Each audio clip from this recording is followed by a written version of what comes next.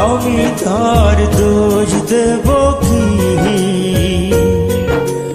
আমারই তো কপাল পোড়া,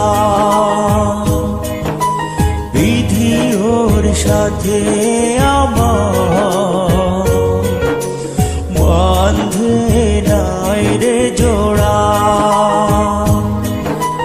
কাল বৈশাখীর ঝড়ে ভেঙে গেল সে গাছের গোড়া। কাল বৈশাখীর ঝড়ে ভেঙে গেল সে গাছের গোড়া। আমি তার